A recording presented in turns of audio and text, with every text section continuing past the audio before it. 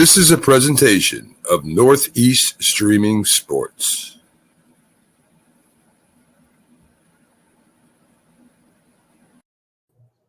Good morning, everybody, and welcome to the Mac and Jack Saturday Debate Show. I'm Jamie Pags, and I am here with Mac on the far left, and in the middle of us, Hall of Fame boxing writer Jack Hirsch. Good morning, guys.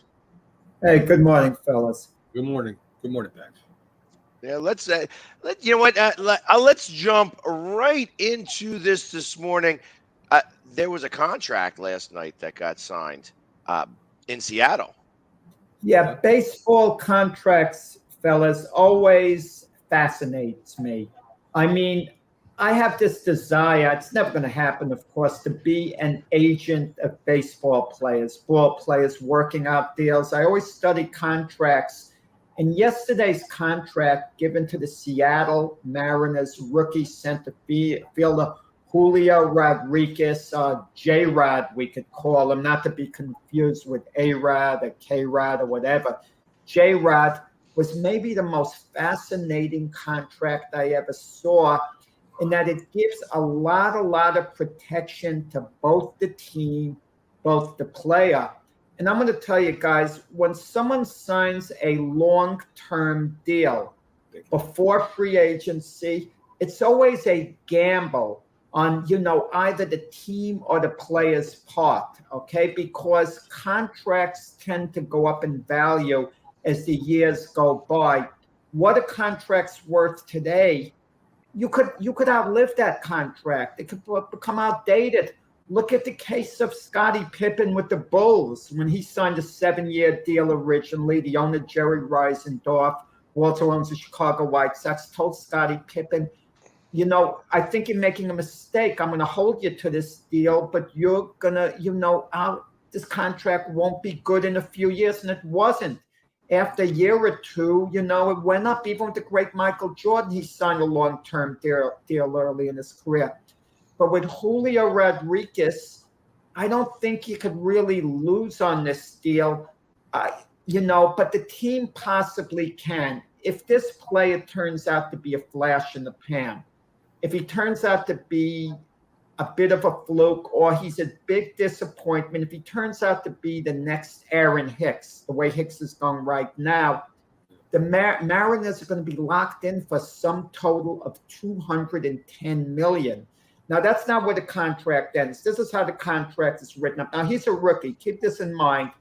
He's not going to be a free agent for a good number of years. He's not even going to be eligible for arbitration, for 4 years. So they signed him for $120 million, okay? $15 million a year for 8 years.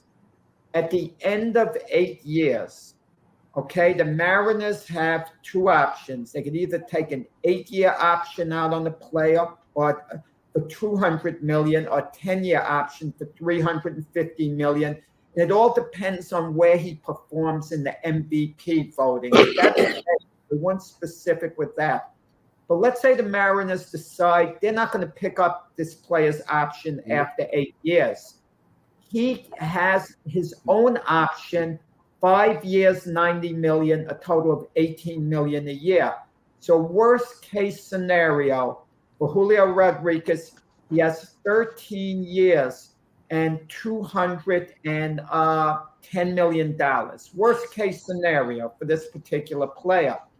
But if he turns out to be a superstar, let's say it turns out to be outstanding. Let's say he's the next Mookie Betts, okay? He's a Mookie Betts type player. Mookie Betts, I don't know, do you classify Mookie Betts as a superstar light? He's not. Mookie Betts isn't Willie Mays. When I think of superstars, I think of Willie Mays, Ken Griffey Jr. I don't think of Mookie Betts quite in that category, but let's say somewhat close. If this player turns out to be another Mookie Betts type player, the Mariners could wind up giving him $470 million over 18 years, which comes out to a little over $26 million a year. So even though from Julio Rodriguez's perspective, if I turn out to be a superstar, I could have gotten at least $10 million a year more, at least. That's best case scenario if everything works perfect. But if this player flops completely for some crazy reason, he just goes backwards, and we see it happen once in a while. A guy just loses it. He's got 210 million worst case scenario. But the good thing about Seattle is they have this guy who's a big fan favorite, who's been one of the best players in the game from the month of May on as a rookie. He's been sensational. They have him for his whole career, basically. They have 18 years. They have him for his whole darn career. And I'm going to ask you guys this. Why couldn't the Yankees be as imaginative with Aaron Judge?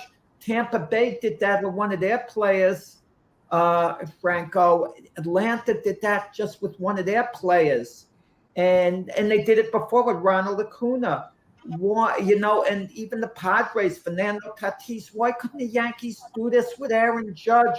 Be innovative. Why couldn't they see that this guy should be a career Yankee? Let's work something out. We'll take a little bit of a gamble from our end. He's going to take something a little less. The Yankees let it go this far, and now they're probably losing Aaron Judge, at least in my view. You never know. You hope he signs with them. I don't think it's going to happen. And in a way, shame on the Yankees for showing a certain arrogance in letting it get this far. And I don't want to hear that a guy, Mac, I'm sorry, Judge said he wants to be a career Yankee. This is his chance to prove it. He has to say that. They all say that. Every player says he wants to stick with his darn team. Okay? The only one who might not say that, if Keith Hernandez was traded to the Phillies, maybe he might say, I think it's better I move on at the end of the year than I go elsewhere, because Philly. I thought we were talking about trying to keep people paying attention. The moment you bring up Keith Hernandez, we dropped 5 people. 5 people. The moment you bring up Keith Hernandez. Nobody wants to talk about the Mets. They barely want to talk about the Yankees. Okay, but what about this contract, guys, and how it plays out with the Judge thing? Because I'm still mad at Mac and Doc Semending about this Judge talk. Oh, they give him a fair offer. It's not about being fair doing contracts. It's about being logical. What can get the deal done? Of course, the Yankees gave Judge a fair offer, but it's not an offer he would accept. And if I'm his agent, I'll tell him, no, you don't accept it. Well, I kind of agree with Alan a little bit, is that the grass is always greener in New York, and that's kind of part of the reason. Plus, I don't think that they're creative. If you look at it in the right way, I think that Seattle is has a little bit of small market in them. Yeah. I don't consider them a small market, but they have a small market mentality. Yeah. And jumping the gun, I mean, obviously, investing $210 million in a guy who, God forbid tomorrow he do something ridiculous to his leg, where he's got to get the leg amputated or something like. God forbid. I'm not trying to wish that on anything. I mean, they're stuck for $210 million, which realistically, I mean, obviously, if something happens tomorrow, it becomes a bad deal. But realistically, is still really good for them in the grand scheme of things, because they have a player who they are able to really build around. And it's like being Ken Griffey Jr. up there, or A-Rod, when they had even Ichiro, they were players that they could build around. And I never looked at Seattle as this big market, which is why they eventually lose those players, because they can't afford to play the big numbers like that. But if you want to ingrain yourself with a player, you do exactly what they're doing today. You're a rookie, but we're going to renegotiate your contract right now. You're going to make a little bit more money now as a rookie, and we want to keep you for the rest of our lives, the rest of your baseball life. And I think that was smart on their part, so that even if he overshoots his contract, it's a lot easier to tear that contract up and make a new one than it is to try to coerce somebody into a contract. A contract's a contract. Well, no, I'm saying if they want to pay him more money, do you think that they would be able to cancel that contract and give him more money? No, they don't take buyouts, baseball players. It doesn't work in Major League Even if they wanted Baseball. to give him more money, What do they you mean wouldn't do more it. money? They I'm wouldn't saying add in more 5 years money. from now, if Seattle said, you know what, we did this contract in good faith, we appreciate you did this, you've outplayed, we want to No. It raise it. doesn't We work want to that raise it way. $10 million a year. No, it's going to raise on its own. It's going to raise on its own anyway. Okay. And the contract makes it good. Listen, if he plays the whole 18 years, it comes out to a little over 26 million a year. But consider the money he's getting at the front end of the contract is substantially more than what he would have gotten early in the contract. So the interest accrues. So the contract is worth more. It's more like 30 million a year when all is said and done. I mean, it's a great deal for both sides as long as the player doesn't flop. If the player's no more than a good player, you can still live with that deal if he's a crowd favorite, if he's steady, if he's another Roy White, for example, okay? And you're paying him great money, you're okay with that deal still. But the thing is, the teams are smart now. They're getting their young stars and they're not giving them a chance to escape. They're making them career players. And the Yankees have had this arrogance. They never should have lost Robinson Cano. We know what Robinson Cano is now, the PEDs. But had he stood a Yankee, he would have still been outstanding the first 5 years after he left the Yankees, like he was with Seattle. The Yankees should have made a deal to have Robinson Cano, sign him way early, the same way with Aaron Judge. It's a certain arrogance the New York Yankee team has had, and it's heartbreaking that they're going to lose Aaron Judge, because if anyone should be linked to a team as a career player, it's him, a homegrown guy. He was the next Derek Jeter. Kids go to a game. Who did they talk about? Kids that don't know about baseball, they know the name Aaron Judge when they go to a Yankee game. Well, I tell you, I do have to admit that I will be absolutely heartbroken if Aaron Judge leaves New York. Yeah, I'm going to be devastated. Yeah, just as you're saying. Because the Philly, you'll He ain't going to Philly. He's not coming to Philly. There's no way that we'd be able to get him and DeGrom. We're going to be getting DeGrom. I think that Aaron Judge goes to New York. No, you won't get DeGrom. Steve Cohen won't let it happen. Steve Cohen will check Philadelphia off, because I hear one of Steve Cohen's advisors who he likes to talk to respects is Keith Hernandez. If Hernandez says don't let him go to Philly no matter what, Steve Cohen listens to See, there it is. You mentioned his name again. Bam! 4 people left. You guys stop talking about it. Nobody cares about Keith Hernandez. Keith Hernandez is a has-been, never was type of guy who had a couple of good years, and like I said, he was an afterthought for 2 teams that won championships and one that got lucky because of Buckner. So I'm tired of hearing about Keith Hernandez. 13 Golden Gloves packs. Come on. I did. It went from 9 to 13 now. Get out of here. 9 Golden Gloves. Stop it. He's not Babe Ruth. He is just an okay player. He was an okay player in an era when first basemen were not that good. Well, yeah, but the point is, it depends. But getting back with the contracts, depends on the mentality of the owners. But these smaller market teams, they're striking early. It's a gamble, but they're holding on to guys for their career, like the Braves are doing it with their philosophy. And like I said, San Diego did that with Tatis. Now the Tatis thing might backfire. It might not. He had the PD suspension. Obviously, they're not hang him for those 80 games half the year. But Tatis might turn into a terrific player. He probably will be, but there's certain maturity issues, and it's not good for the image of the team once a guy is suspended for PEDs. Before we know, if the Padres had a chance to do it all over again, they would, not right after he got suspended and not during the suspension. But teams got to take a chance. If you feel you truly have a star player coming up. You sign him long term. Like the Yankees have a shortstop in their system. Their best prospect, I believe, Anthony Volpe. People feel he's a can't miss. Next year, he's projected to be the Yankees shortstop. If you really think he's going to be a star, you sign him to a long-term deal, where he's going to be a Yankee at least, the next 10 years or whatever. You take a bit of a chance. There's always a possibility the player could flop, always that chance. But you have to take a chance. Certain guys don't leave the free agency. I hear you, but I don't think they think about it. Specifically, the Yankees don't think about that.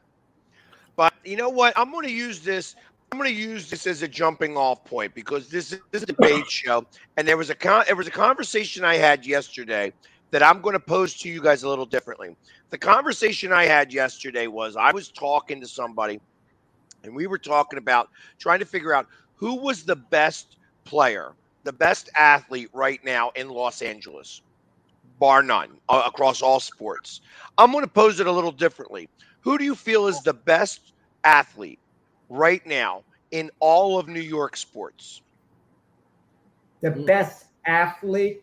The best athlete, the best New York athlete right now. I mean, because that's a shorter list, obviously. You could put Durant in that list. You could put Aaron Judge in that list. You could maybe even argue Giancarlo Stanton, although he's not the best athlete, a player, Pags. You don't know how they do in other sports and how they would do the decathlon. I mean, well, all right. So in the major sports realm, if you're getting paid to play a sport as an athlete, that's what I'm talking about. Was more flexibility, could do more athletic things, not necessarily performance, but I'm talking about who is the best. Like, so when I talked about LA, I said that I thought Mookie Betts, because you mentioned him earlier, and that's what spawned this whole thought process. That Mookie Betts across all of the LA teams. Now, I didn't include Anaheim in there because that includes Mike Trout and Ohtani in the mix. But when you think about all of the players that are currently in LA, you got Aaron Donald, you've got Stafford and stuff like that. So there's a number of players that could fit the bill as the best player in that city. I'm asking you about New York. I know. If you were just talking athleticism, not performance, I'd probably say Obi Toppin with the next way he could dunk, but we're not talking about that. So I disqualify him. I'm going to surprise you with my selection. It's going to be different from both you guys. Igor Shesterkin, the New York Ranger goalie, who basically carried the team throughout the season, got him to the semis, nearly got him into the NHL finals. He was the guy who basically carried the team based on performance. He was the guy all season long. I mean, he was incredible for the Rangers last year. And I would have put it in the range for the Rangers alone. I would have put him or Zibanejad. Those two players are probably the best two players on the Rangers, and I figured that they would get put into the mix. Like in the current mix of those players, as I think about New York in general. But it's so unfair, like Matt could tell you, to compare a goalie, because a goalie in hockey is more important than any single player in the other major sports, with the possible exception of the quarterback. But even, maybe in a sense more important than the quarterback, because if the goalie fouls up, he could single-handedly lose the game. A bad quarterback could maybe hand off, and if you have a running game, great blocking, great defense, they could sometimes cover up for the deficiencies of a mediocre quarterback. But a mediocre goalie, he doesn't have anyone to protect him. He doesn't have like an offensive line or running backs, someone to the defense could maybe keep shots off goal, only weak shots. I understand the rest of the players extremely important too. but something about a goalie, I think they're the single most important player, even a little more so than a quarterback in a comparison. But that makes me wince because the quarterback does control the game, the offense. Well, not only that, and I think of, it would be in my mind, quarterback, goalie, closer.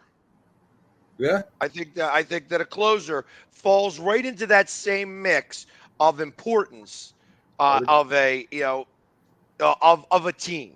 Yeah. That when you start thinking about that, the closer really has the control to be able to win or win or complete the win or lose that game. A good goalie could definitely propel a team to a Stanley Cup. I mean, the LA Kings had a good team, but it wasn't unless Mike Quick propelled that entire team. Grant Fuhrer, when you think of Patrick Roy, Patrick Roy, he had an okay team in front of him. I mean, he had some good teams, but he had an okay team a lot of the time and was able to really. Let me throw this at you just quickly. Carter Hart, okay? Right. Had he fulfilled his potential and been he might still be, who knows, but had he fulfilled his potential to this point and was one of the top goalies in the NHL, wouldn't that have made a world of difference from the Flyers being a doormat team to a serious playoff contender at the very least? Absolutely. Absolutely. That the goalie's play is going to make a big difference in how. So you're talking about Shesterkin. Go 2 years ago, not last year, 2 years ago. He had a terrible season. The team didn't change much with the Rangers. They didn't really add a ton of pieces. They didn't add anything that would have propelled them to go to the Eastern Conference Finals. The goalie played a lot better. Well, And I think of Martin Brodeur. Again, another guy who had a good team in front of him. They were an okay team, but there wasn't any real superstars on that team other than Martin Brodeur. And he was the one that you could say that he single-handedly won those cups. They had a good defense, so they were able to block some shots. Devils won 3 Stanley Cups. I mean, it was. Yeah, but and I would put the lion's share of the crux of them They didn't winning have those a 3 cups Sidney on. Crosby type play on there, quite. They did not. Mac, who's your selection? For the MVP? No, for the best player in New York. I'd have to go with the left fielder for the Yankees right now, right? I mean, he's out there. Aaron Judge? Yes. Aaron Judge is more a center fielder, right fielder. Yeah, he can play. It doesn't matter, but Judge is your choice there. There's no Judge, doubt. well, Judge is phenomenal right now. You can't argue about it. Pags, who's your pick? In New York, I would probably say Judge. Yeah, Judge right now. I think that Zibanejad's a little bit better player than Shesterkin in hockey alone. Obviously the quarterbacks right now in New York aren't the best, and they don't really have any players on their football teams that really elevate themselves to an Aaron Judge type. Yes, they do, Pags. They've got not to an Aaron Judge type. Wait, guys. What I thought one of you two would mention Kevin Durant. You know what? I think that he's like third on the list. I feel like his attitude is what brings him down. It maybe not even be his play; it's his attitude that brings him down below the other two. Let me talk about. Let's say we did this on Philadelphia. 2 names quickly pop into my head that separate from the rest: Joel Embiid and Bryce Harper. Is that fair to say? There's immediate separation with those 2 over everyone else. And I don't want to hear about the Eagle wide receivers. They're not white, No, and so ultimately, I would agree with that. Actually, the first football player that comes to mind right now, because we're doing it on a current basis, not necessarily past performance. I could put Jordan Mailata in that mix because I think he's going to be the best tackle in the league this year.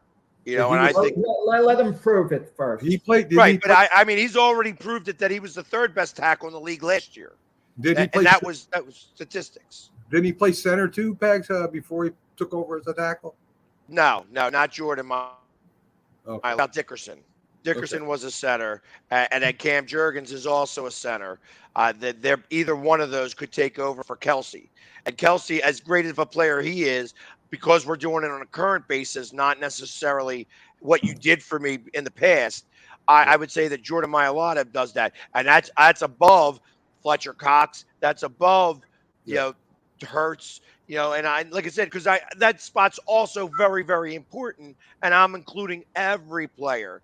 But you're right, Joel Embiid gets put into that mix. Bryce Harper also gets put Joel into that Embiid mix. probably is number one and Harper number two, I would say right now. But 1 year from now, Devontae Smith might make a serious run at two of them. If he's capable of having a sensational year, and then his name comes into the equation. Yeah, and of course Allen has to throw in for Dallas, and with Micah Parsons, and I'd almost have to agree with that. I think that he wait, beats 1 Dak. second. Wait. What Alan is saying. No one was higher Micah Parsons than me. I said last year, and this impressed Jim Jeffcoat when the draft was done. I said before the draft, Micah Parsons is the best play in the draft. I know the Jags had to take Micah Parsons. The Jets were locked into taking a quarterback, but I said Micah Parsons was the best play, and I'm proud of that. That played out that way. But Micah Parsons, you put him ahead of Luka. I mean, that's kind of, I know Luka's conditioning is questionable at times, but the way Luka has performed himself, I mean, it's an interesting thing. Micah Parsons has had only 1 year. No doubt in my mind, barring injury, he's going to the Hall of Fame, and not as a borderline Hall of Famer, as a solid, great Hall of Famer. But so is Luka when all is said and done. So I'm not sure, Micah Parsons, Luka, because Luka has the longevity right now. So I think you have to give Luka that little edge over Micah Parsons right now. I could go with that. I mean, I could understand that. I mean, yeah, similar to the way Philadelphia works, that the Eagles are above every other team. Dallas, the Cowboys are above every other team in Dallas as well. So I can understand how that comes into play. And yes, I agree. But you also have the two-time MVP, right? That he was a two-time MVP, Luka. Luka, yeah, I don't listen. Embiid should have gotten it one of the years. Yeah. I agree. Last year should have been. I don't with those votes. There was something on ESPN. There was a little bit of a controversy. Mike Greenberg was saying he didn't get to see Luka really play, and he had one of his interns advise him to vote for him, and then he kind of regretted the vote later on. We're just as guilty of this. How many games do we see these guys play to truly know their value? So many games are going on at once at the same time. I mean, do we really get to watch games? Even offensive linemen during games. I mean, they have a whole season going on. I mean, it's so hard to get a read on the team. If you ask me about the New Orleans Saints offensive line, am I really going to know? How many Saints games am I seeing? If they're playing the Buccaneers, I catch the game on TV, but I'm still turning to the other games. And I'm not going to watch a Saint game so intently every play and study, these players out. Even coaching staffs, they spend a ton of time on film. They have interns, so many people in their organization studying things out, because there's not time to watch all of this on their own. Yeah, it's true, Jack. I mean, that's what I did when I was in high school ball. I was a scout, so we were sent all around, the country at our costs, and that's what we did. What did you have to do as a scout in particular? I mean, what were some of the responsibilities? Well, we went out and normally you looked at the big name players. You watched everything they did, how the coaches reacted to what they did, how the players reacted to what they did, and you kind of put it all together and you brought it to your staff. So, I mean, that was some fun, boy. I'll tell you. I tell you, I'll take whatever money you want to lose, Alan. Whatever money you want to lose on that. Not saying. this Sunday. Next Sunday, we'll have our football predictions down. I'm not giving any hints. And, I have to sit down. I've done this since I've been a kid. I sit down with a piece of paper, pen, I write it down, football predictions, what each team is going to, their one-loss record, then how the playoffs are going to come out. And, at times I've been successful. At times I flopped. Like last year, picking the Cleveland Browns to go to the Super Bowl, I thought that was finally going to be their breakthrough. And sometimes you flop. Sometimes you get it right. Well, listen, baseball this year, I've been saying all along, my preseason prediction, the Blue Jays over the Dodgers in the World Series. I'm sticking with it. But football, I don't know who I'm going to predict to go to the Super Bowl exactly.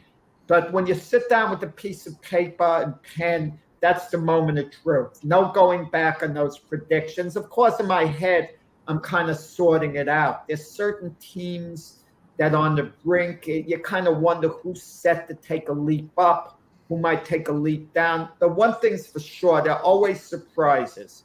You're always going to overrate a team or underrate a team. Well, what's hard as far as picking the games is trying not to be a homer. Right. I mean, me, of course, I'm going to pick the Giants to finish in first place. I imagine Pags will pick the Eagles and Jack will pick the Jets to finish in first place. No. But it's but only one of us would be right. Yeah, it's true. But it's still very hard to separate the two because, you want so bad for your team to win. And the players and the coaches and you think that you got a handle on it, but you really don't. So, we'll see what happens. I agree. So are we going to institute this year, starting the first week of the season, our suicide picks? Are we going to do a suicide? So that where we like a normal suicide where you can pick only one team once, and we see who can last out of the 4 or 6 people that come on the Sunday show. We got to institute the suicide pick.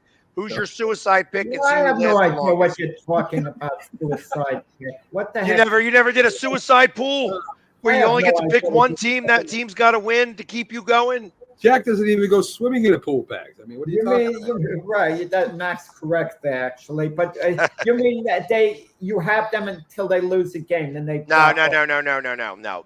You pick one team each week, and if that team wins, you get to choose the next week. If that team loses, you're out. Okay. But you can't pick the same team twice. You want to know why I don't believe it? Because Mac even held me to this nonsense. I don't like to make predictions based on points.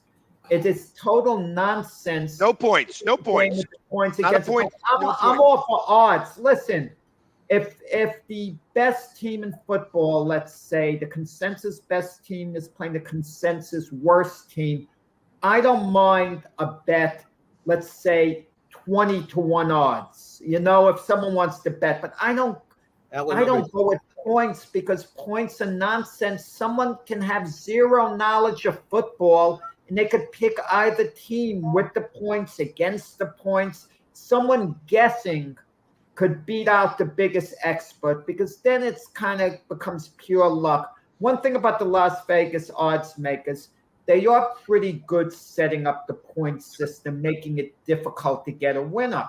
I mean, that's the idea. So I hate picking a game. This Sunday, who you picking with the points against? I just want to pick these darn games straight up. Well, then this falls right into your category because there is no points. You just pick the team to win. If that team wins, you move on. If they lose, you're out.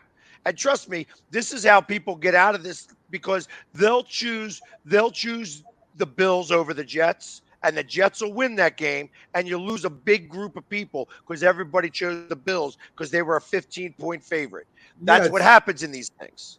It's sort of like the college brackets, right?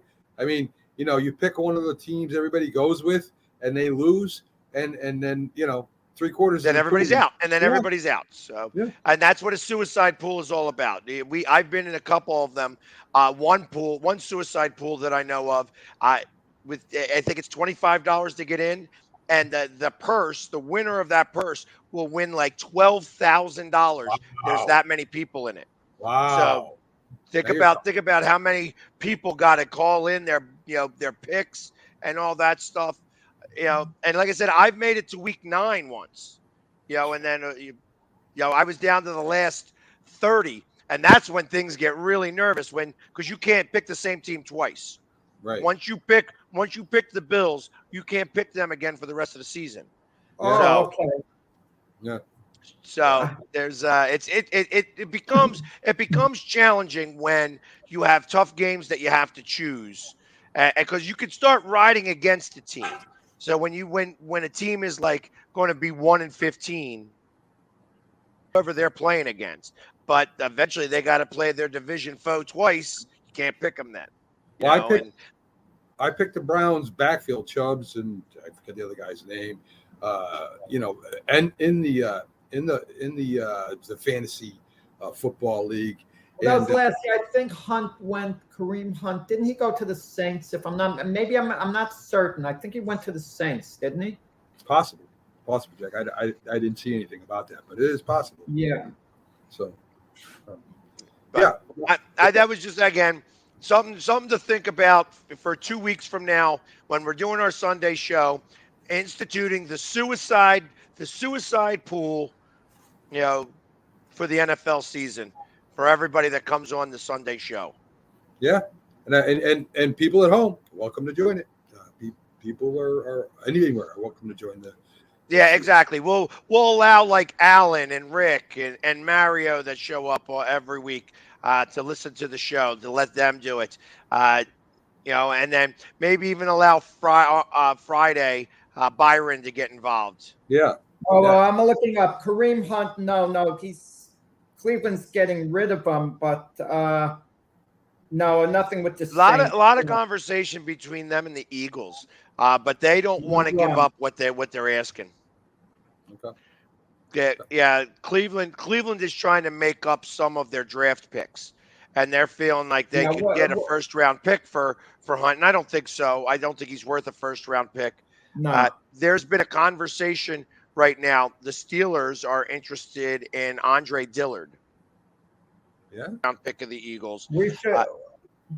We got a lot of good stuff to get back. We have debate questions here, Pax, too. I understand. I'm just talking about like trades and Yeah. possible drops. Yes. Okay. So let's go with debate question. Who has the bigger voice within their franchise? Aaron Rodgers with the Packers or LeBron James with the Lakers? Go ahead, Jack. That is an ESPN type question, what they would do, because they run out of stuff to say, and they don't want to put their sports knowledge on the line, even though some of the guys are knowledgeable. It's got to be Aaron Rodgers. I mean, I know the power LeBron James wields, but in a way, the Lakers have some power when it comes to LeBron James. I'm actually astonished that LeBron James, when he went to the Lakers, he didn't include a no-trade clause. Where did that come from? How could that be overlooked? But with that said, why would the Lakers want to trade a marquee attraction like LeBron James? Whenever the Lakers go on the road, they're the team the other cities, the fans want to flock to. That's the game they want to see because it's LeBron James. He's still a superstar name and arguably still a superstar player. You can make that argument too. But LeBron James, this is what's holding him back. He doesn't want to leave Los Angeles. His family's there. It's a great place for him to live. He doesn't want to go to one of these other cities. Okay? I disagree. And the reason why I disagree, for only one reason only, The reason why he went with the no trade clause was because when his son comes in, he wants to be able to play with his son, and he's not going to be able to make the choice on where his son goes. So he's going to be able to go wherever he wants to. That's why he's only signing for 2 years. That's why he only did that extension for 2 years, because when his son comes out, wherever his son is, he's going to take the league minimum to go play with his son. Of course. And kudos to LeBron, who I've criticized in certain ways, for doing that. It means more to him to play a little with his son. But let's see how his son, Bronny, develops. But whether he'll be a quality NBA player, whether he'll be at the back of the bench. But I could guarantee you this, if LeBron James is still playing well, okay, then some team is going to move up and get Bronny just to get LeBron. But that should tell you the power that's wielded within the organization. Aaron Rodgers is the Packers. Anything Aaron Rodgers says goes. He's won 2 MVPs in a row. I don't want to say more important to the Packers than LeBron is to the Lakers. The Lakers can't win without LeBron being at the top of his game. Arguably, the Packers could win with another quarterback, arguably. So you could say LeBron is maybe a little more valuable as a player, strange as it might seem. But Aaron Rodgers wields more power within the organization. They're going to give into every whim of Aaron Rodgers, what he does. They don't want to tick Aaron Rodgers off. And the Lakers know LeBron James might only be there 2 more years. They don't know. It's got to be Aaron Rodgers to me. So adding a little caveat to this question, because I feel like that just those 2 players are the ones that are the most prevalent in sports when they're talking about this type of question. Is there anybody else that fits into that category of being able to control the franchise as a player? Maybe for the Nets, maybe I'm trying to Durant. Yeah, maybe he has as much power as those guys do. So I would have to include him. That was the other person I thought of, Alan. No, you want to know something? I think Joel Embiid has more power with the Sixers than Durant has with the Nets. And I'll tell you why. Because I think the Nets would be fed up enough with Durant if he starts complaining now to tell him, do one of either 2 things. Actually trade him or tell him to shut up, Kevin. You listen, you're the player. We're tired of hearing you. They kind of called his bluff and they didn't trade him. With Joel Embiid, if Joel Embiid really goes off, wants to get traded, the Sixers will do anything to make nice to Joel Embiid. They're probably doing it behind the scenes now, being very gentle with him. I think Giannis has that power in Milwaukee, but Giannis doesn't exert it. I don't think Durant has the power of Embiid or Giannis within their organizations anymore. Well, and Alan mentioned Tom Brady, and I would add another person to that list of Patrick Mahomes. Yeah. Where I think that they have that type of, they wield that type of power. But they have that sword. They have that sword. Whether they use it or not is a different story. But that they have that sword in their arsenal to be able to use when they want to. Not Daniel Jones. Are you kidding? Yeah. Well, hey, listen. You can believe Daniel Jones is making calling all the shots there. All he wants. I think that Daniel Jones is fighting for a job right now. Yeah, I agree. Definitely agree with that. But yeah, I would almost agree that same way that that I think out of the 2 of them now, and I don't think Russell Wilson falls into that category because of course he's brand new in Denver, and I think that he's falling by the wayside here a little bit. That you need to be a very specific type of player. I think when all is said and done, I feel that LeBron probably holds the most power over their franchise, more than Rodgers, more than Tom Brady, more than Patrick Mahomes. I think that LeBron James probably holds the most power over any other franchise, in my opinion. Yeah, you'd have to agree with that, right, Jay? I'm not quite go there, Aaron Rodgers. I'll tell you what, LeBron James wanted Kyrie Irving in the offseason. The Nets were listening. They were receptive to a deal, but the Lakers didn't go overboard. They didn't go crazy to make it. They had LeBron James if he was younger, and they knew he had a lot of years there as an LA Laker, they would have gotten the deal done one way or the other. They would have given practically the house to please LeBron. But at this stage of LeBron's career, he wields an awful lot of power, but not quite as much as if he were younger, the way he did before. That's my feeling. But Aaron Rodgers, even though he's an older player, an older quarterback, the Packers right now in position to make a serious Super Bowl run, this year, next year. And they need Aaron Rodgers to be Aaron Rodgers to do it. They don't want to take him off because of the sensitivities with drafting Jordan Love before. They don't want to go through the same thing again. And because of that, they're super sensitive not to take Aaron Rodgers off. So he wields that type of power. Did you see Jordan Love? I'm sorry, go ahead. Did you see Jordan Love this preseason? I mean, he looks amazing out there, Jack. He looks like come on, Mac. He wasn't amazing. Yes, he does. He's not missing anybody. The guy is on fire. Mac, no, he wasn't. He was making mistakes too, and he was playing against third stringers. Listen, you want Jordan Love to be good. Teams need two quarterbacks. You know what bothers me, guys? When I hear someone say about a quarterback, oh, it's his team. No position belongs to any player. It's a shared position. The quarterback position should be called a shared position. Every quarterback on that roster shares the position. One guy's going to start the games, okay, and probably play the full game, but the position is shared by everybody. Yeah, it's called player dependent, Jack. Right? They depend on all the players on that team to play work. So, yeah. So and ultimately, I'm gonna throw a different wrench into the same question. Do you think Tyson Fury controls what's happening in the heavyweight boxing right now? Yes. Yeah, good. That he's got that type of power right now.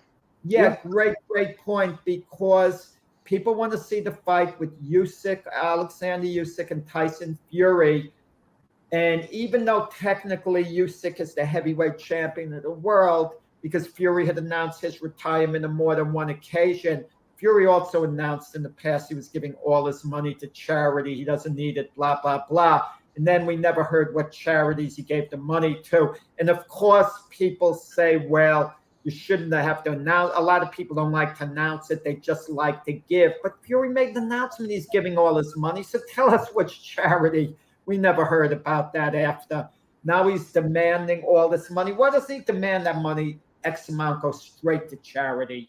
The check. You won't hear that. I mean, if you want to take credit, I don't mind. If someone doesn't want to give a penny of their money to charity, I don't mind. That's fine. But don't announce that you're giving, blah, blah, blah. And then, we don't hear anything about that, after, like, where you gave it to. Great point. But Fury does control the narrative, because Alexander Usyk is not as big an attraction and not nearly as big a personality as Fury. So if we want to see this fight for the world heavyweight title, and some people still regard Fury as the champion, they disregard his retirement, okay? Even the World Boxing Council is laughable. They haven't accepted Fury's retirement yet. The guy told me he retires. They said, well, we're giving him a little more time. He's had personal issues in his life. So they're waiting on him. And Fury himself told Alexander Usyk's people, get the checkbook out. Meanwhile, he's retired, but he's telling him to get the checkbook out, and then he's going to fight, okay? Yeah. But he controls the narrative. He's the big name. And I can mention you two guys. Isn't he the big name to you much more so than Alexander Usyk, Tyson Fury? Would you guys agree on that? I mean, obviously, I wonder how much of that is because Usyk does not speak good English.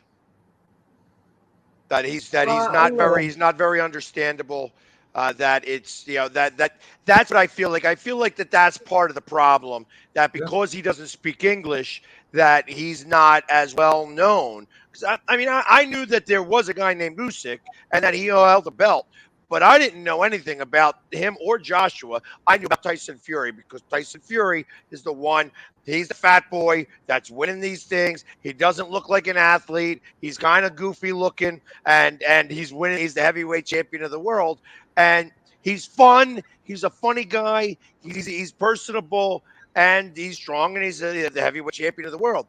You have then Usyk, who's as far as the way he looks, he's an imposing guy in terms of his appearance and his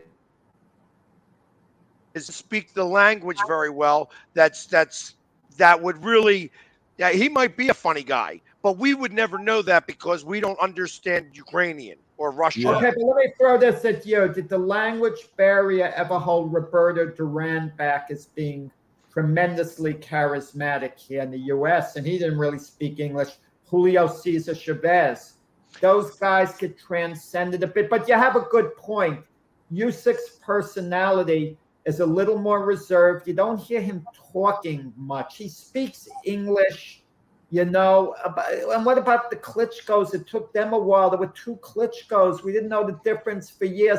Vladimir Vitali, I did, of course, but the average fan would refer to them as the Klitschko brothers, okay? Right. Just like now we have a couple of terrific junior middleweight / middleweight, the Charlos. Jamal.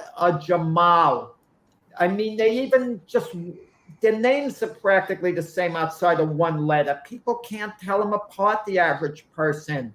Yeah. Even boxing people have to struggle a little bit once in a while to distinguish them. But, you know, big personalities sell. Listen, guys, I joked about ESPN before. Who gets the broadcast positions? The loudmouth blowhards throughout their career. Let's be honest about it. I like Charles Barkley. You know, I listen to him now. I happen to think Charles is a good guy, a very good guy, but he was a blowhard. Pax, you could say through his years in Philadelphia, a loudmouth blowhard a lot of the time. Michael Irving, in constant trouble. He gets a plum position on ESPN. Keyshawn Johnson, Mr. I guy. I, you know, selfish guy, you know, degraded his fellow wide receiver, Wayne Corbett, who would have made, you know, a great tandem with him. And you look at Patrick Beverley's getting these opportunities on ESPN.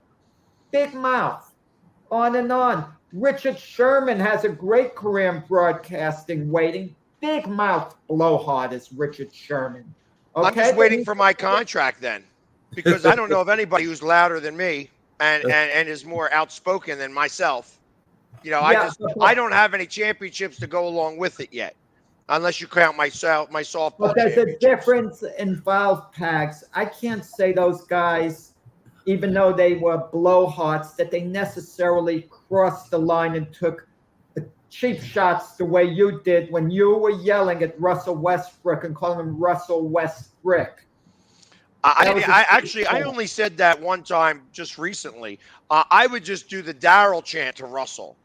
You know, Russell. No, Russell Westbrook. No, I shouldn't have said that. In all seriousness, I mean, he seems like a very nice, kind-hearted guy. But he's got to understand how you play the game. You have to ignore these things, okay? When I taught, the students would try to get under my skin. You know, I'd have some rough classes calling me Baldy in the beginning, okay?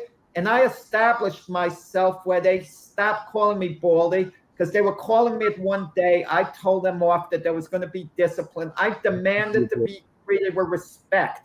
And I called one kid out. He got mad. He was getting disciplined, getting sent to the dean's office. I said, "You never call me Baldy again. You don't come up to me and call me Baldy. You call me Mr. Baldy." I want to be and the class, after a while, they got tired of it. A new kid came into class once, and he called me Baldy, and the other kids told him, "Stop it. It doesn't bother him." And they put an end to it with the humor. And there was one other teacher who would go berserk. He was bald. They would call him Baldy, and he couldn't take it. And it was so funny I enjoyed watching him lose it, over being called baldy by the kids. I couldn't wait for the kids to call him it because I was in the audience kind of cracking up.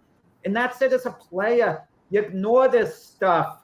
Like You know what? But there are certain people that just are unable to do so, and like there are certain times, like and I know, like I said, I know that Russell Westbrook definitely hears. He definitely hears what's Oh yeah. going on.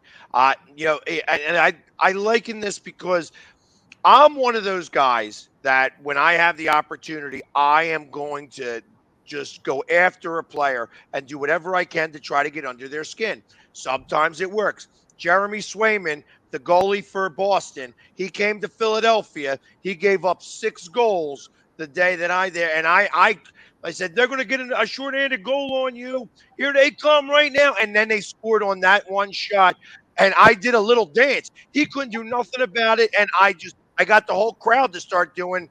Like I said, I'm a big Yeah. fan of the Daryl chant. So like Jeremy, and of course he had a terrible game that day. Turn it around. I tried to do it to Giannis. Giannis had a great game that day, and I was nonstop on Giannis. It was just he. I just kept going, because you can't stop. It's like once you start that whole process, you can't just stop because then you let them win. So you keep going, and he wound up having a great game that didn't bother him even a little bit. You know, John Collins from Atlanta when we were in the playoffs. I was riding him the entire time. He started actually bantering back and forth with me a little bit. Going with you, So much right? crowd that the crowd started to realize that what was going on. Yeah, he became a fan favorite of mine. I'm a fan of John Collins now, who's not a Philadelphia player at all, but because he was able to start to go back and forth with me because it didn't bother him. And that was what makes it fun. Some players can handle it, some players cannot, and when they can't, it makes it for a really difficult day. Sometimes a visiting player can actually win fans over if he has a sense of humor. Let's say he throws an air ball up and he points to it and says, you guys got me on that one. Good going. And then he hits another one. And he says, come on, give me a little applause, fellas. Like with humor. And then at the end of the game, he gives a fist bump to a few players on the way out. It talks to them. They kind of like him, and he'll tell them, you guys are great fans. Yeah, I love playing in front of all of you. They're not like I don't want to use the word hostile, but once they get on the guy's skin, it's like, you can't let it bother you. Yeah. Who can forget what happened with Artis, right? I mean, that guy went charging into the stands and oh my God, that was crazy. Yeah. But there's certain lines, Mac, I feel you absolutely can't cross. You can't talk about a guy's family. If a guy had a hardship in his family and you yell something out, you've crossed the line that even your fellow fans should go against you. I 100% agree. You cannot cross. If the guy has suffered a tragedy in his life and you use that as a motivation to get him to perform poorly, no. That means you should be banned from the arena. It has to be kept to the court, to the field. You can get on the guy all you want based on the field. You can laugh at him if he makes an error on the field. Call him anything you want, not curse at him, and that's okay. That's fair game. But there's certain things you just can't get personal unless it's harmless. I agree. I want to, first off, I don't curse at the player. Because again, once the moment you start to curse at the player, I feel like that's crossing a line. Wait. Is this fair? Guys, is this fair personal? This I think is fair. A-Rod is getting up to bat. Let's say he's still playing, and they're yelling, J-Lo, J-Lo, J-Lo, while he's at bat. Something like that. Or PEDs. If a guy took PEDs, take a steroid. You know what I mean? It's like you could do all of those things. All of those are okay because he's right. That falls into the category. Hey, listen. Yeah. When I'm at a hockey game and I'm going after a goalie, I find out where this goalie's from. I talk about his hometown. I find out what his favorite meal is and if mommy cooked it for him. And I'm like, I start saying, hey, listen, stop wetting the bed if they're a young kid. kid, or maybe it's nap time, or if it's a real old player, it looks like you're tired out there. It looks like you might need to take a breather, like things like that. I love doing that type of stuff. And that is all fair game. But like when you heard some of the things, now I feel like some people try to do that. But like when LeBron has somebody kicked out of a game, like the guy and girl that he got kicked out, where the girl yelled, "I hope your kid gets hit by a car." Oh, What? that's awful. No, absolutely You not. can't That is go out definitely and below the belt. You don't do that. Oh, that's terrible. Yeah, you That- don't wish I mean, bad on somebody's You family for should any have- reason. You should get kicked out. To say something like that.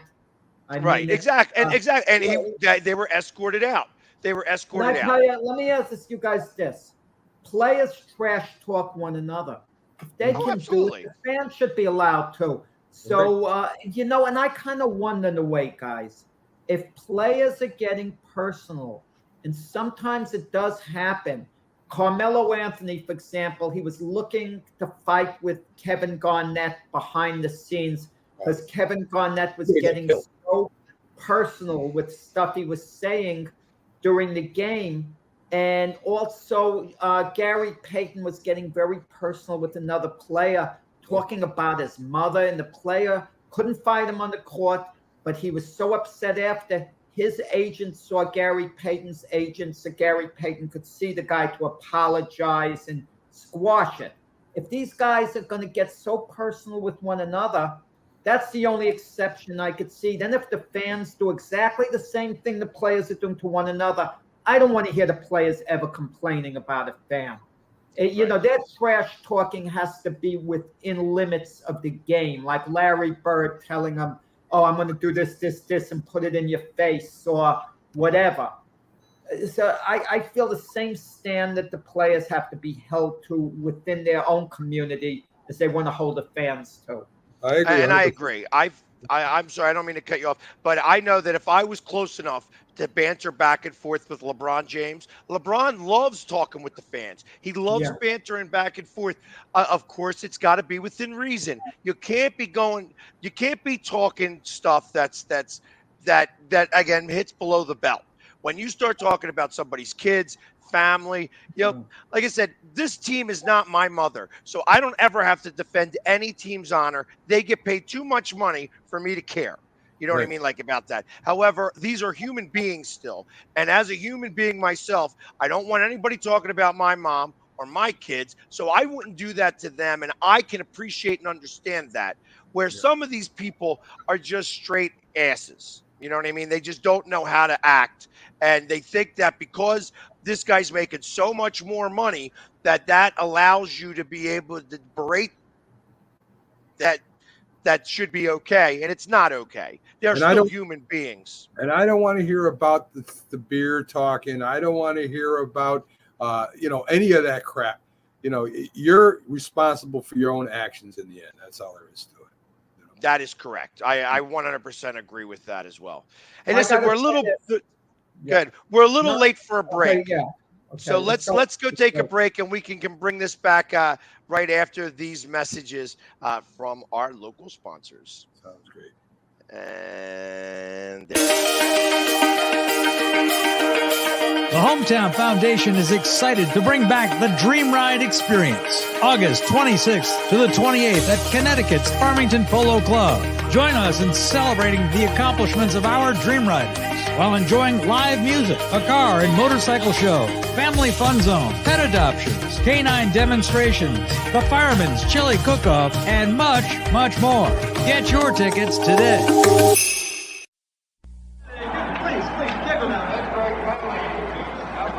Mr. Green? Mr. Green? Yeah. You need any help? Mm-mm. I just want you to know, I think you're the best ever. Yeah, sure. Want my Coke? It's okay, you can have it. No. Really, you can have it. Okay. A Coke and a smile makes me feel good. Makes me feel nice. See you around. That's the way it should be. I like to say, Hey, kid. oh, smiling with me. Coca-Cola as mine. Have a Coke and Thanks, Mean Joe. smile. You know, one of the best things about being an ex-big leaguer is getting freebies to the game. Call the front office, bingo. And once these fans recognize me, I probably won't even have to pay for my light beer from Miller. Down it, crack! I love them. These fans know I drink light because it's less filling and it tastes great. Good seats, huh? You're in the wrong seat, buddy. Come on. Oh, I must be in the front row. Come on. Light beer from Miller. Everything you always wanted in a beer and less. Good seats, hey, buddy. He missed the tag. He missed the tag. What's up, everybody? Philly Sports Guy here, and it's fantasy football season. And if you want me to announce your order of your draft, all you have to do is go to Cameo. Go ahead and look up the Philly Sports Guy and tell me who's in your draft, and I'll choose who goes first, who goes last, so that you don't have to worry about whether the commissioner's cheating and getting the first pick again this year. So reach out to the Philly Sports Guy on Cameo for not only fantasy football, but for all your messaging needs. I'll give you a shout out. I'll get happy birthday. I can say hello to the troops overseas or anything else you want to have messaged about. So reach out for the Philly Sports Guy on Cameo. And go Birds! Yeah! Trisha's having a sleepover tonight. Can I go? I wonder about Lucy's friends.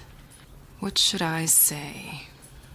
I know you're only 10, but one of these days a friend will offer you a drink.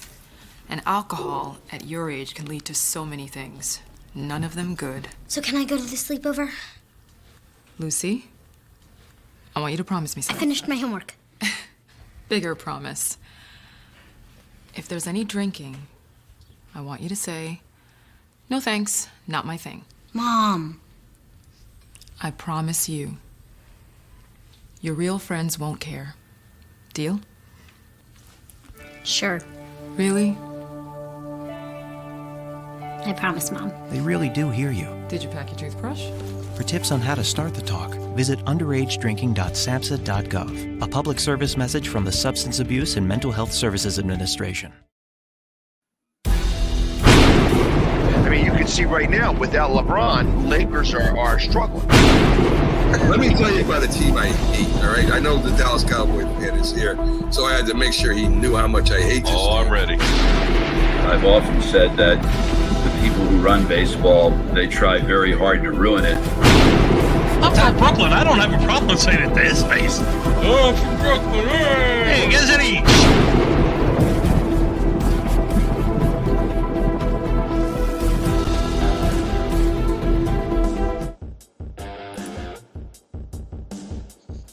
And we are back again. And turn that music off. As I'm just now getting a hold of this whole music thing. I feel like I should be playing that a little bit better, but it's anyways, we're back in the thing. And the people love it, Pags. You're taking them backstage. You let them know what the studio is all about. You know, Jack loves it too. Yeah, hey, listen, I'm trying to play these cards. Like I said, I'm still learning myself. So it's never doing this before. I'm just working my way into radio. Yes. Because I'm told I've got a face for radio. Yes. That's great. I compare what we're doing to the Independent League of Baseball. You know, we're playing in the stadium, fans, the whole thing, and we're still looking to get to the major leagues. I mean, we're waiting, all individual, Fox, ESPN, are they going to come calling, another network? You know, we're kind of waiting on it. The best thing I have going for me, I'm hoping they kind of want the old guy, you know, a little different from all the youth that they have going on.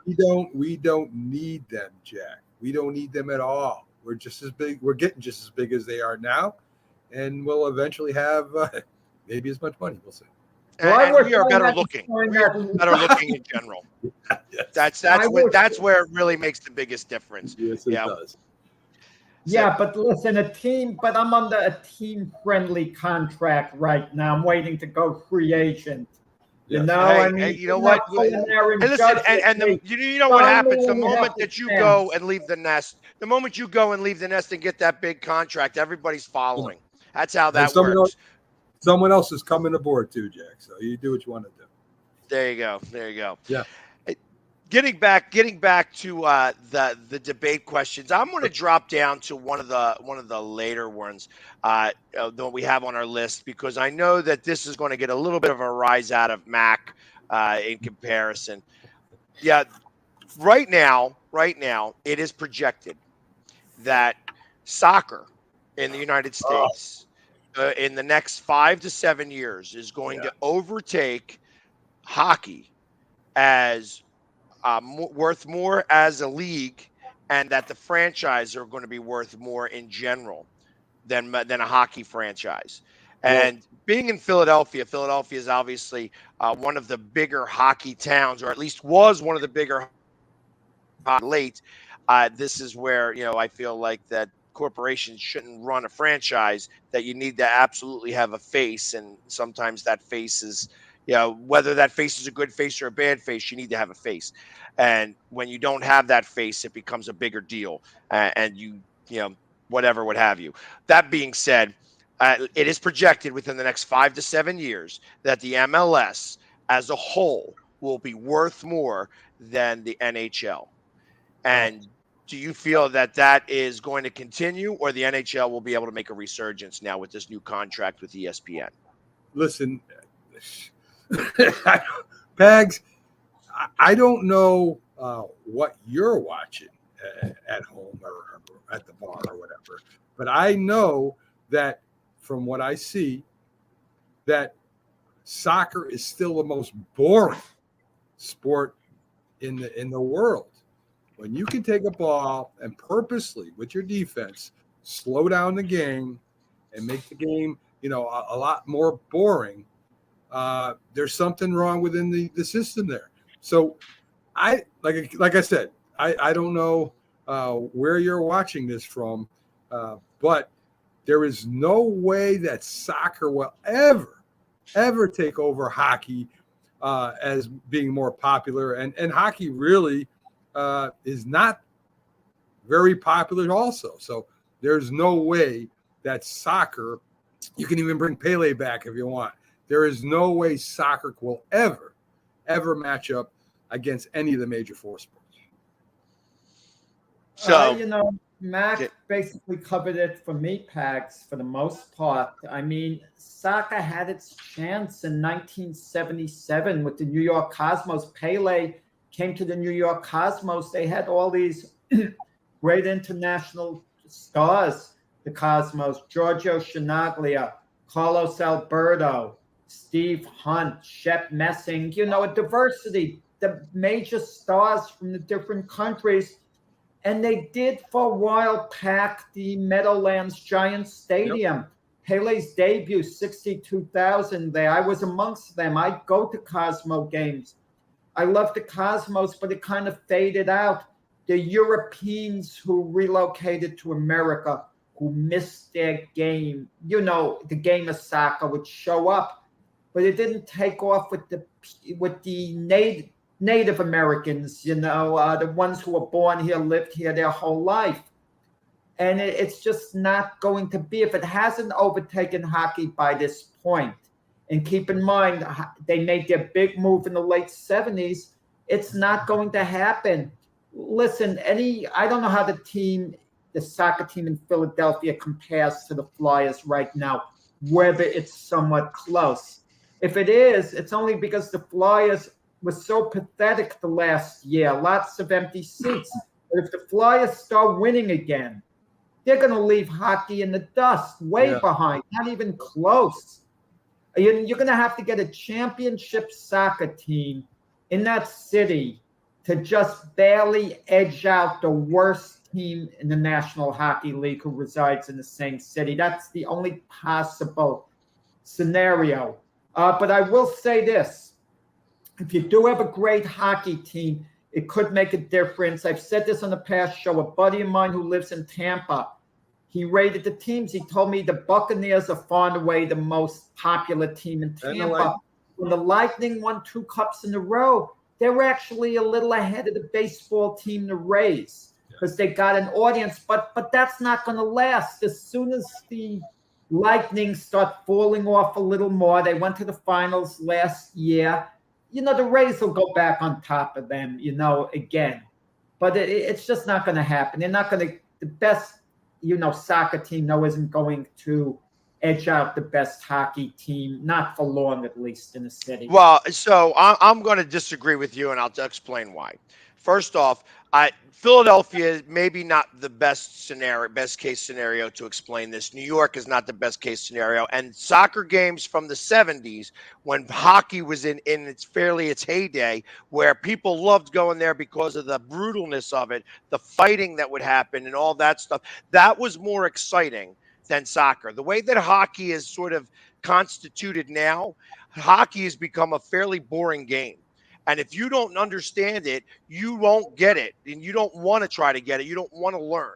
And that's part of the problem that hockey has right now. They don't really push their stars at all.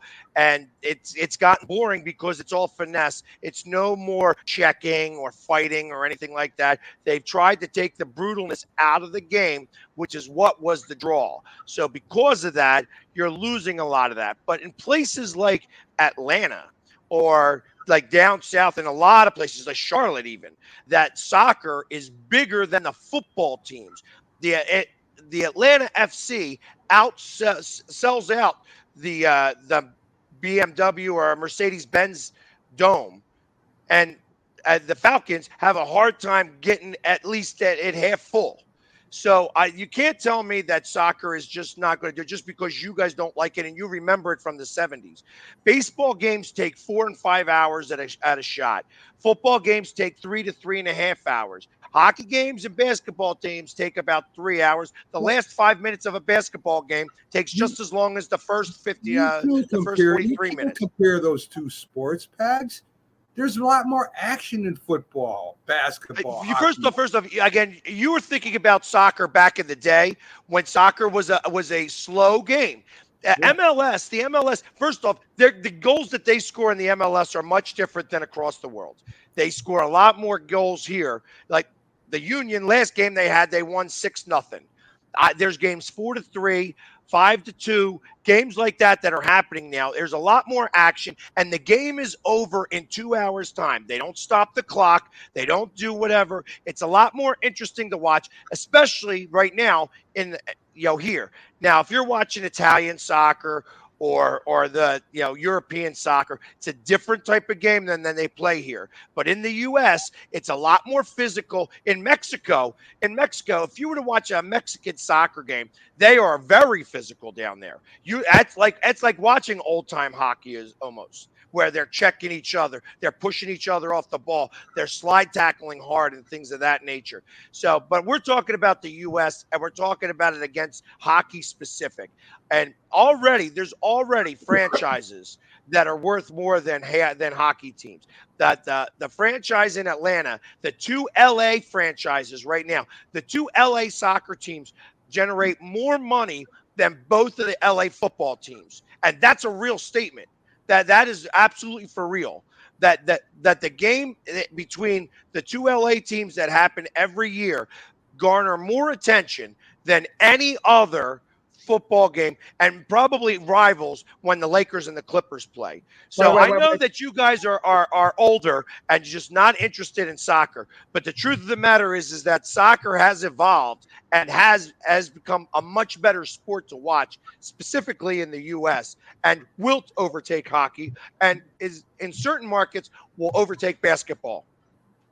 No, I have a feeling, Pags, you're making up these figures, because I find it really hard to believe they could be making more revenue than the LA Rams with the team. So if you want to do some research, it's the LA Galaxy and the LAFC. I think you're making it up to bolster your argument during this debate. I don't have to make it up. The facts are real. You're manipulating the numbers here. I'm not. What makes the LA Rams more profitable as a franchise is the building now. The building gives them more because that's worth. They just built a $2.1 billion facility. That makes that franchise worth $4 billion. You can't take that away, and that actually makes sense. Truth of the matter is that the LA teams, both soccer teams, sell out their stadiums on a very consistent basis, and they bring in more revenue. If you went into LA Stadium this year, LA Stadium was kind of sold out a little bit, but it was sold out by opposing teams bringing their fan bases in there because LA people could care less about football. They ain't interested. When the Rams won, you saw the tens of hundreds of people go out onto the streets, and they looked like they were having a little tea party out there.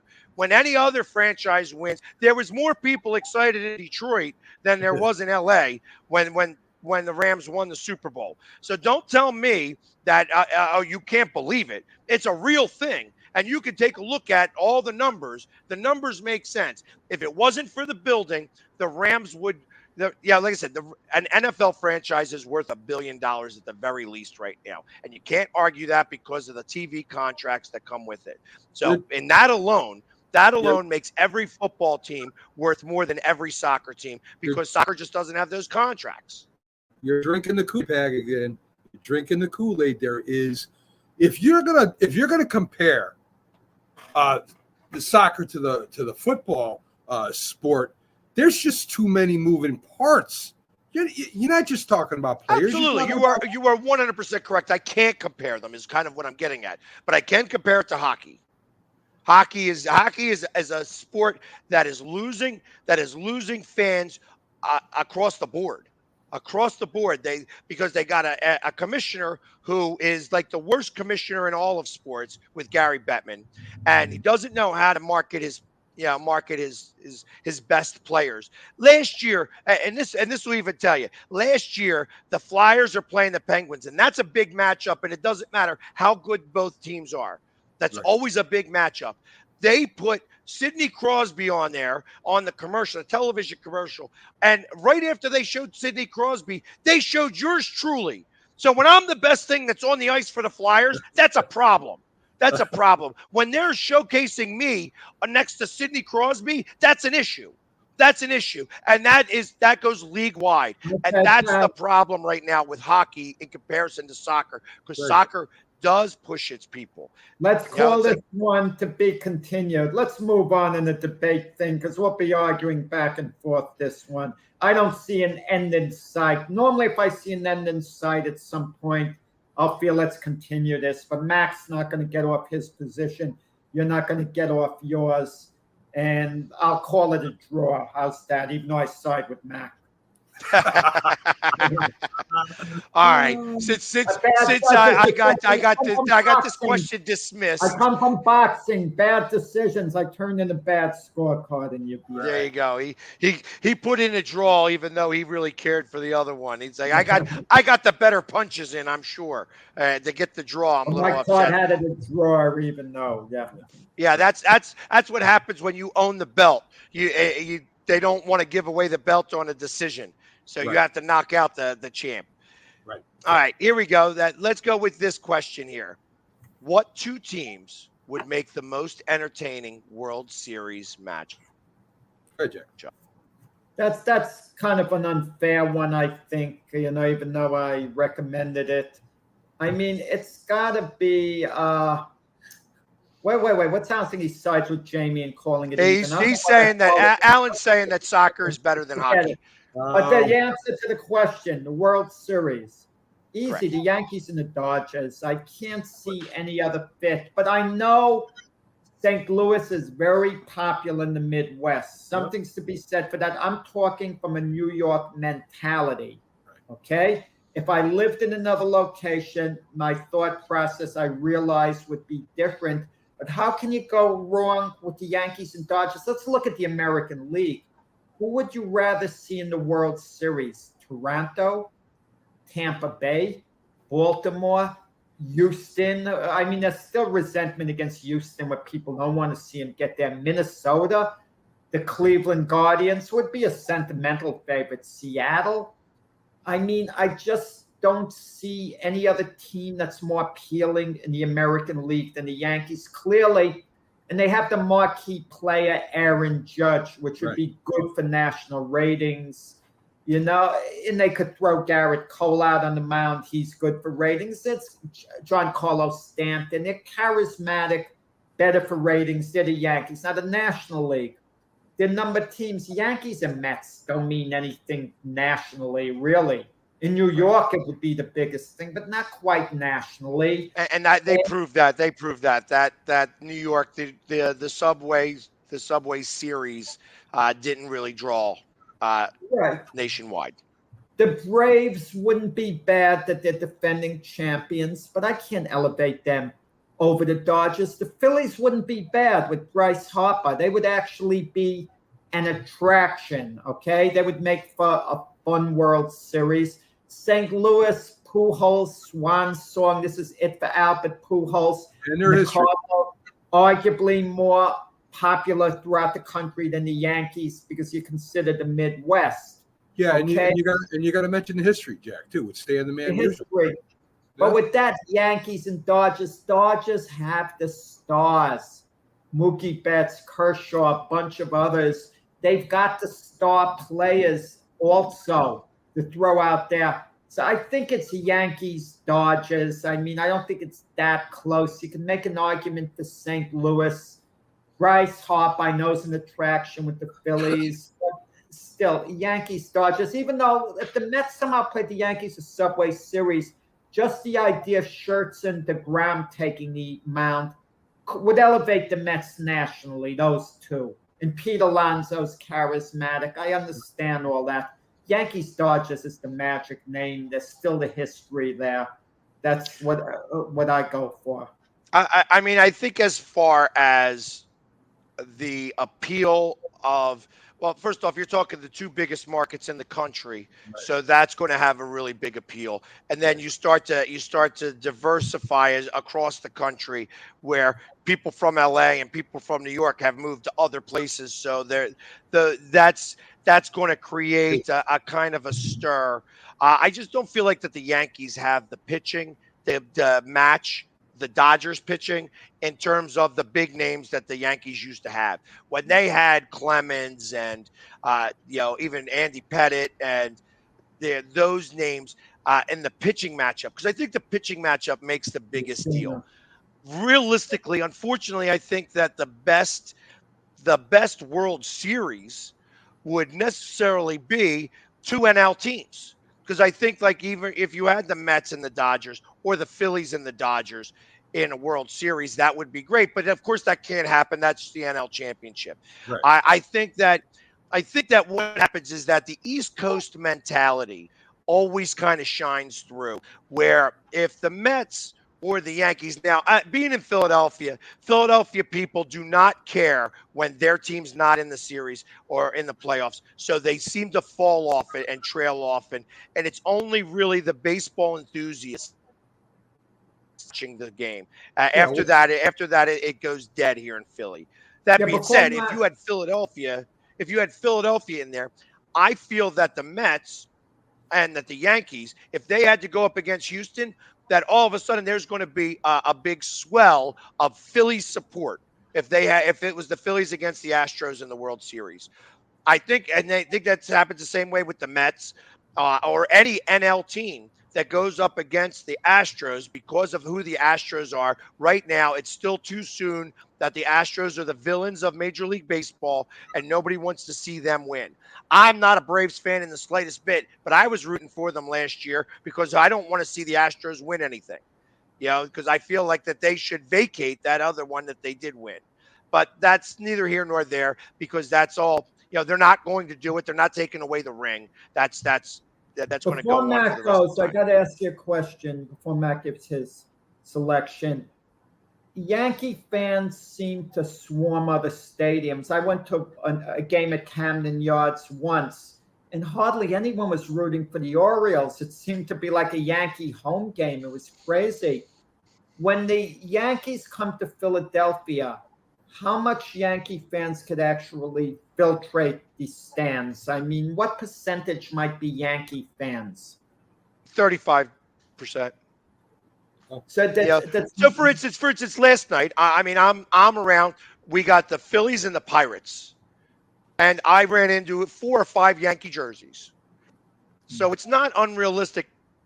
Yankees, the Yankees are the what about franchise. Mets in Philadelphia. And Mets and Philly, Mets fans travel really well.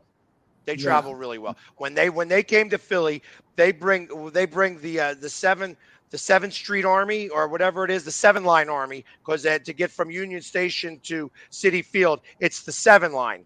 So it's the 7 line army that came down. They brought 2,000 people with them. Mm-hmm. So 2,000 people takes up 6 sections. So I go up there. I'm the only Philly fan in a sea of blue. And they love me up there. Don't get me wrong. I love Mets fans. When I went to Citi Field, they loved me up there. When they came down here, I welcomed them. I have a good time with them. It's a blast. And we know how to have fun with each other. And of course, we got our butts beat, but it doesn't matter. It's all fun. You know what I mean? I can take the beating when I'm supposed to, and I can dish it out to them the same way. And it makes it a good time. When I met the super fans of the Mets and the cowbell guy and the pin man and stuff like that. Those guys are good guys, and Mets people are good people. I just don't like their baseball team, and they don't like mine. And there's a rivalry that goes back years and years and years, and that's what makes it interesting and fun. Mac, which 2 teams would have the greatest appeal to play in the World Series? What matchup? Well, of course, we already mentioned the Yankees, Mets, and those teams. But I think if you want to get the West and the Central involved in it, you would have to, maybe go, to Seattle, maybe have to go to Oklahoma, Arizona, states like that have no Major League Baseball. They got his minor league system down there. So Arizona, the Diamondbacks, right? So I would imagine those would be the teams that people would want to see that would not normally follow baseball during that time of year. Yep. And I think, yes, I think that the premier matchup would be Yankees-Dodgers, but I think a Phillies-Mariners World Series would garner a lot of interest. One, because of this J-Rod kid, because he's the new up-and-coming guy. Make him as a new star, yeah. You know what I mean? That Seattle being in the World Series is not your common name to hear about. So you're like, oh, how did they get there? Right. Like even Cleveland, the Guardians. I think the Guardians could make a big splash in the playoffs this year because I think that they have the pitching that if everybody can start to pitch right, that can take over and possibly get somewhere in the playoffs. That being said, do I think that they're really a World Series team? No, but I think that they could surprise somebody, that they could possibly surprise or beat the Astros, that they could beat the Yankees in a 7-game series. That would be a shock. That would be like shocking the world type thing. And for that alone, there would garner some interest in that.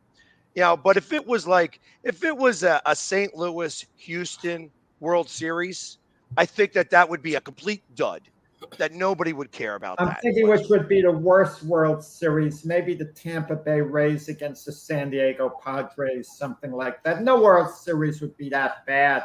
You can always say there's appeal to one team and point to a couple of players. Or Tampa Bay versus Florida, right? I mean, that.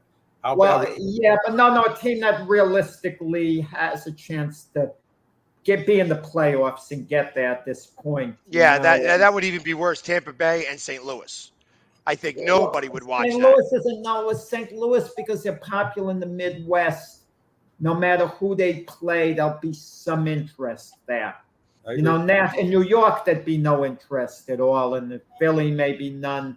But in that part of the country. Like St. Louis is a magic name. The Yankees, Dodgers, they're magic names. Braves are defending champions. That's the only thing they would have going for them.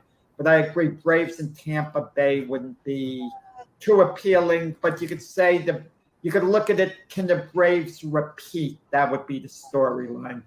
And Philadelphia, Tampa Bay. By the way, the Tampa Bay extended 1 year Tyler Glasnow. You know, he was going to be up for arbitration next year.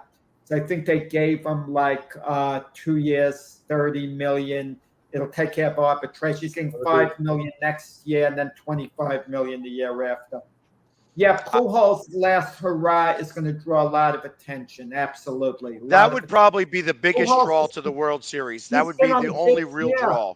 Guys, what about a player that announces his retirement? I didn't pick the Braves to repeat. I picked the Blue Jays this year. Don't lie. Guys, what about a player who announces his retirement like Pujols? This is his last year. And all of a sudden, the guy is really putting it all together, and he's still got what it takes. Can he rescind his retirement? I don't think Pujols is going on the farewell tour that Mariano Rivera and Derek Jeter quite went on. Okay? If you're going on that type of farewell tour, I don't like the idea of you saying, oh, I had a great year. I'm going to stick around one more year. Okay? Listen, remember one of our, and I won't call him a colleague because we don't work with him, but a colleague within the industry, Mike Francesa on WFAN. Mike Francesa went on his radio farewell tour for his show on WFAN. There he had all these guests reminiscing, wishing him the best of luck. A few months later, he was back. What kind of nonsense is that? You retire. Don't. If you want to retire and come back, it's okay. But don't do it with a farewell tour. Some players do it figuring they may be on their last legs, and then all of a sudden they feel, I still got what it takes. And then they come back. Do you know what Joe Girardi did with Mariano Rivera? All the way at the end of the season, after Rivera had been on the farewell tour, he said, Mariano, you're still sure you want to retire? Because he was effective. If Mariano had come back, it would have been a total sham. You know, total sham. I don't mind that much. A guy says, this is my last year, but I don't want any farewell things because you never know. There's always a chance I might not retire, but I'm planning to. And then if he doesn't retire, I'm good with it. Don't have all these ceremonies and all, and then you're back. I don't like that. Well, like I was going to say, you know, we have a cousin that has a baby shower, right? And she, you know, she's getting all these great gifts for her baby. And, you know, in the following year, there's the tag sale selling the same things we bought her the year before. So, my God, I don't know. Well, listen, what about this one that's a moral ground? I'm funny. You know, a buddy of mine gets married 6 days before I did. Okay, I'm not mentioning any names. It's 6 days before I did. I leave for my honeymoon. I get back. He gives me a call. How's everything? Blah, blah, blah. I says, how's everything? You and the wife. He says he's separated now. 9 days it lasted. Okay.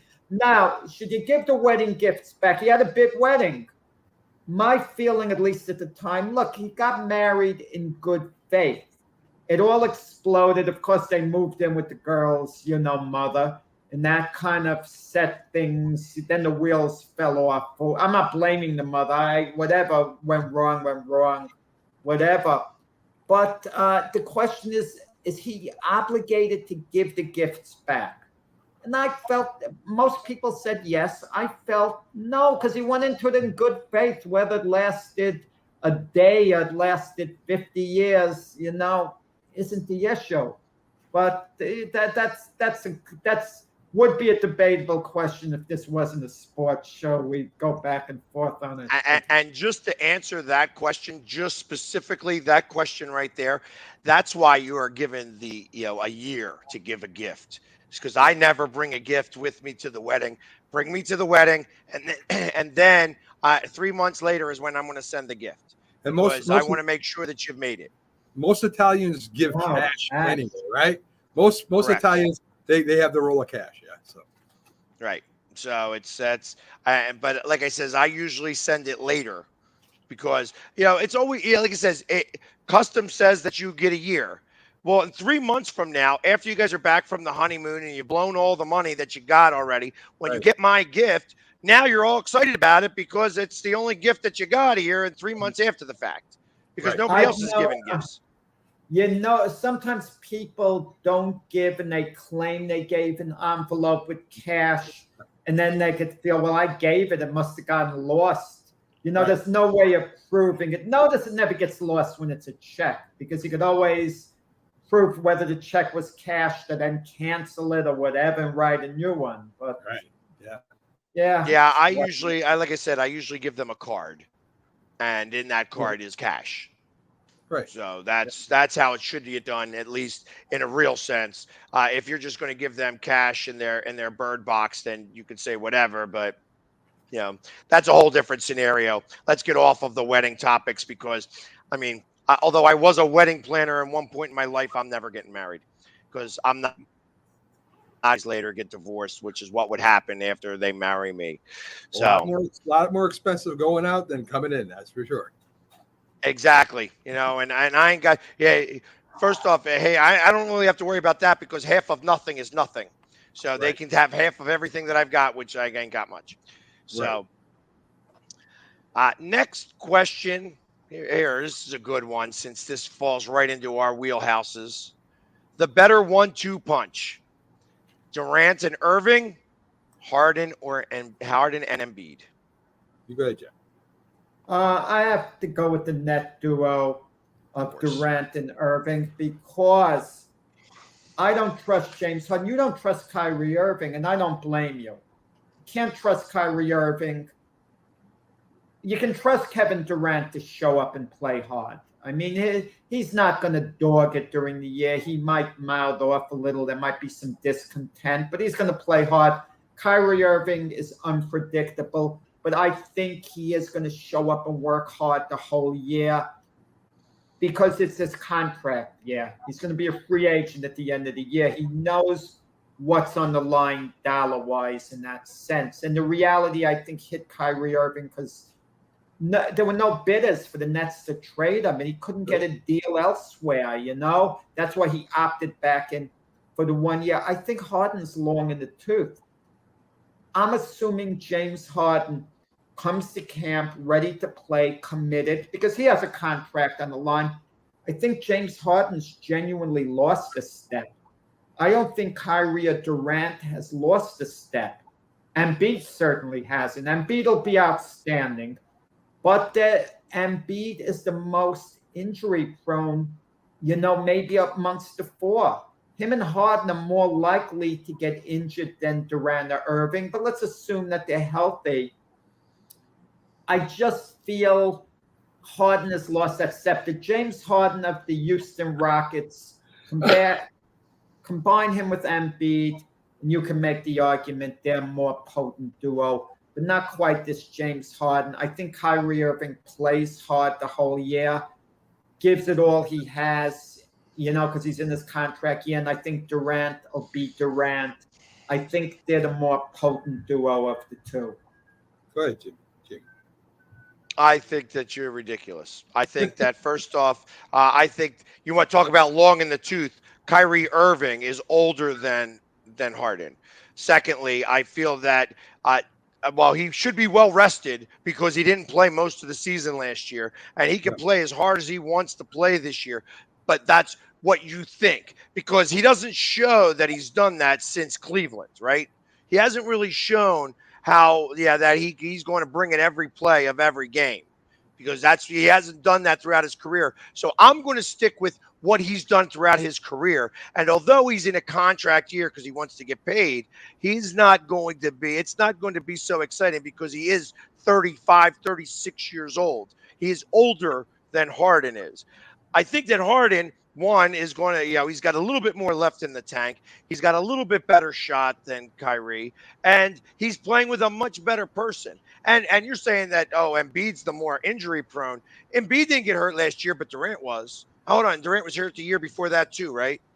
So let's talk about that for a second. I think that you are making up visions of grandeur on your Nets because you're a Nets homer, and that's okay. You're allowed to do that, but I don't think that they're worth that. And I think that when all is said and done about those two players specifically, the 1-2 punch of Embiid and Harden beats out Max, Durant's. I had to look it up because I was in disbelief over what you just said.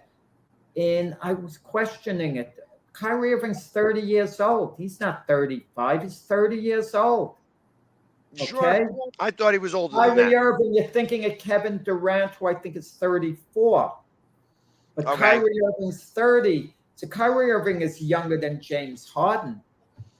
All right, So- yeah, because James Harden just had a 33rd birthday yesterday. So Kyrie Irving's younger. So even eliminating the age factor here, I mean, it's it's a matter of opinion. Mac, what do you think? We're not talking about attitudes. Who do you think is a more potent duo? Who's going to have a bigger year next year? Let's put it another way. Which duo is going to do better? That basically is what it comes down to. For next year only, we're talking about. I'd still have to go along with Pags. I mean, Harden still has that, that fadeaway shot. You can't defend it. Most people can't defend that shot. He didn't take many of them last year. They couldn't defend it. We didn't see many of them. Yes. His scoring went down by a lot. He wasn't the same prolific scorer he was during his years in Houston. And even his first year with the Nets was outstanding. That may be true, Jack, but everybody adjusts to certain moves. Defenses adjust to those moves. So if I right now was the agent of James Harden, I would be all over the Philadelphia 76ers. I wouldn't let him up for air because right now, James Harden, whether you like it or not, is still one of the best basketball players in the league. Oh, no. They would have offered him a max deal, the Sixers, if he was. He disappointed them last year. Part of Harden's problem was the hamstring injury he suffered while he was in net. I don't think he fully got over that. So he's injury prone, I think, at this point in the year. He's kind of has to pace himself a little, not go all out. But if he was still one of the best players in the NBA, the Sixers would have given him a max deal or he would have gotten it elsewhere. But he didn't go elsewhere. He bought in, compromised with the team to see whether he could have a big year this year and then get a great deal next year. Yeah, I love that Carlos has got so much to say, but I could tell that Carlos should stick to football because he knows nothing about basketball whatsoever. Obviously, Harden's a good scorer, but he won't win a championship. He's proved that so far. That if Embiid plays elsewhere, he will not have the same numbers.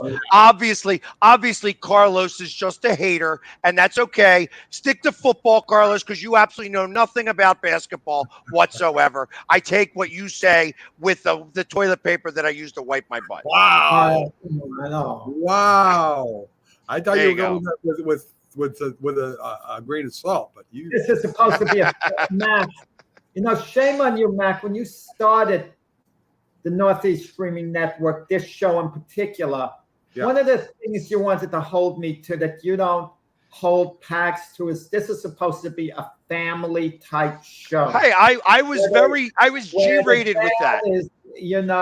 I was definitely PG rated with that. I didn't go listen and talk sports, and they got to be subjected to this. Yeah. That's right. Sometimes you got to smack him with the truth. He's trying to get a little rise out of me. Well, he did. He got that little rise. Maybe Carlos is right. Did you ever think of that? You know what? I could think that Carlos is right. You could think that Carlos is right. I happen to know better because I pay attention more to basketball. Right. So obviously, anybody who thinks that Embiid would lose all of his numbers by going somewhere else, Embiid is likely and arguably the best player in the NBA right now. Yeah, and the courts are all the same size. Exactly. Same. That he'd be a beast everywhere he'd go, and that's and to say otherwise just means that you are foolish. Right. So that's why I say I would just flush whatever Carlos is saying right down the toilet. All right. So Archie Bunker reference there. There you go. So and it's my attitude. There's the reason why that it's my attitude. Yeah. Like I have anything to do with them playing on the court. Get out of You're here. I running the mean, team. this is why you can't take seriously anything that he's saying. He's just playing. He's showing his cards. I don't like the Sixers. I don't like Embiid. So I'm going to bap. That's all it is, Carlos. Stick to football. You sound better. At least you sound more intelligent with football. Right. Good point. Carlos, we do love you, though. We treasure all your comments. We really do.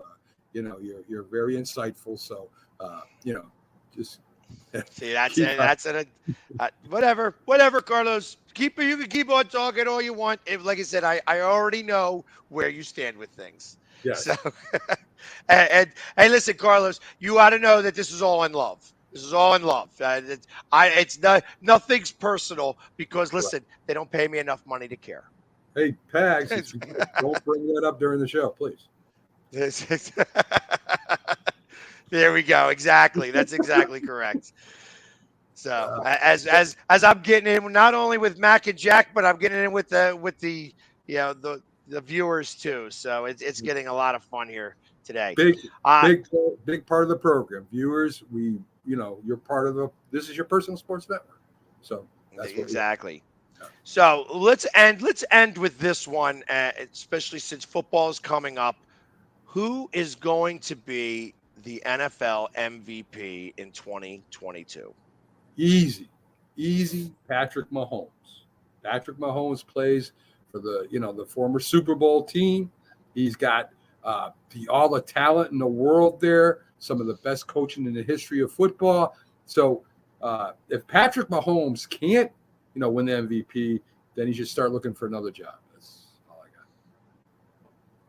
I'm going to tell you, what if we come down to a coach who's coached, 20, 25 years, wins one Super Bowl in that time, and that's the best coaching in the history of football?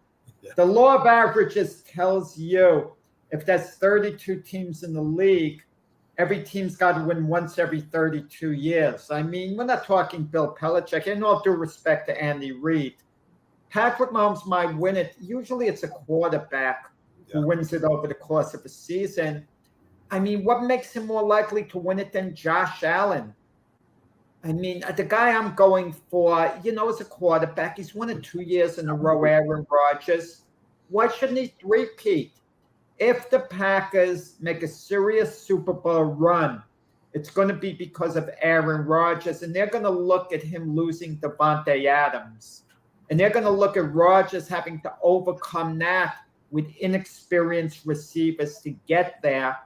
And whether I'm picking the Packers to go to the Super Bowl, win the Super Bowl, and make the Super Bowl, I'll have my predictions next week, on that, on a NFL show.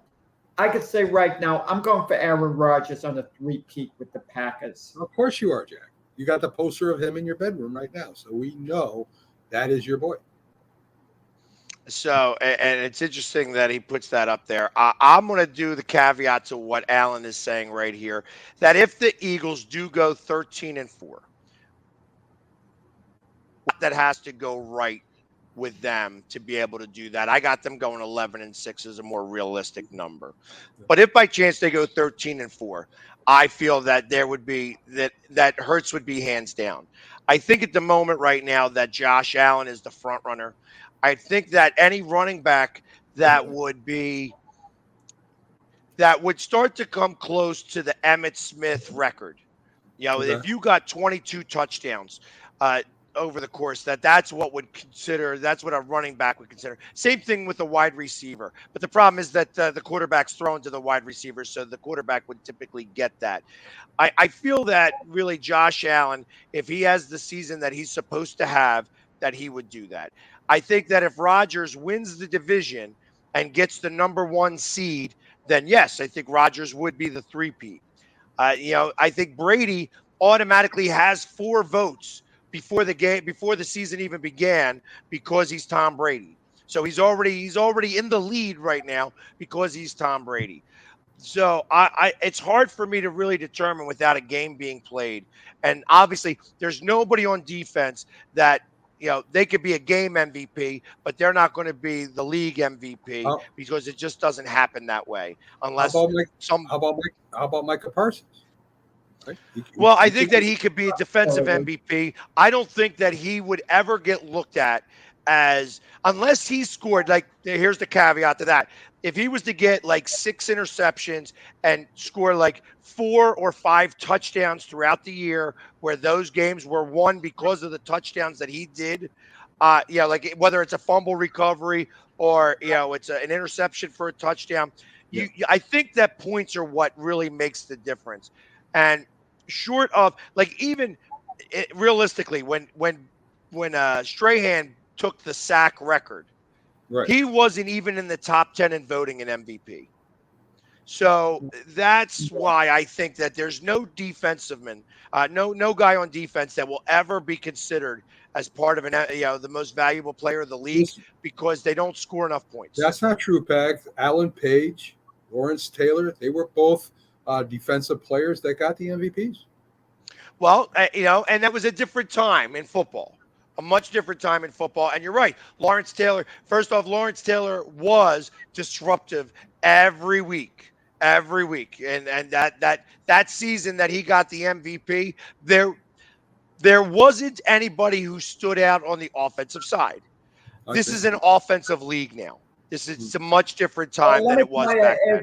If it's a non-quarterback, the guy I look to win the MVP would be Jonathan Taylor, the running back of the Indianapolis Colts. Yeah. Because the Colts just missed out on the playoffs. They got Matt Ryan. They don't have Carson Wentz anymore. Colts still have, the pieces in place to make a serious playoff run.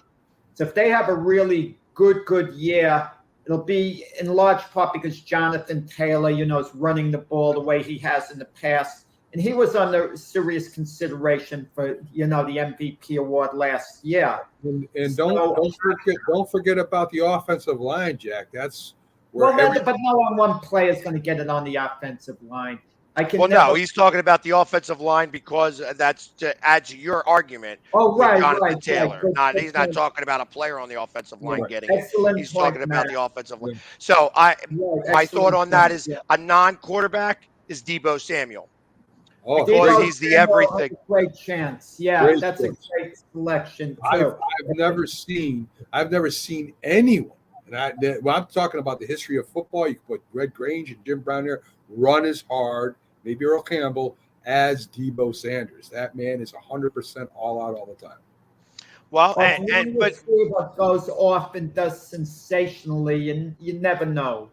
There's a guy in Atlanta who does very similar things, but because he plays for Atlanta, you don't even really notice it. But it was because they mimicked. San Francisco decided to mimic what Atlanta was doing with their wide receiver running back. The name escapes me right now, but he did really well, and he was the entire offense for the Falcons last year. The team would have to be good. I think it could be a pass rusher if he stands out as the best pass rusher in the NFL. TJ Watt goes crazy this year. 25 sacks, sets a record, and the Steelers are really good, and he anchors their defense. A guy like him, conceivably could walk off with the award. That's a great point, Jeff. That's a great point. Well, and that's kind of both Carlos and Alan came up with Cordarrelle Patterson. That's kind of who I was talking about. I feel that a team would have to be great and have a great record with a bad offense for somebody on the defense to win the MVP. That they would have to make it to the playoffs and be somebody who could actually go far in the playoffs because of the defense, not because of the offense. And that's the only way that a defenseman is going to wind up. Would you put any special teamers in that discussion? Like the great Mark Mosley on Stenerud, all these great great punters and great kickers, and the coverage people. I mean, would you put them in that discussion also? I think that they're good for games, not for the season. Unless you have somebody who's running one back every game, and it's the deciding factor in the game, I don't think that really falls. Deshaun Watson, you're talking about right now. Yeah. So, but that being said, hey, our 2 hours is up. Wow. It went by pretty quick. As we go back and forth with these guys, it's been heated lately. This has been a heated week. all week long we've been going at each other. So it's been fun. I like it when we get a little excitable. Yeah, I think so do the people watching too. Except when we mention Keith Hernandez. The moment we mentioned, we already lost 4 people. We lost 4 people the moment I said Keith Hernandez. So, anyways, okay. Everybody, tune in tomorrow as we have Jim Jeffcoat join us for the Sunday Football Sunday show. And as always, thank you for joining us, and everybody have a great Saturday. Take care.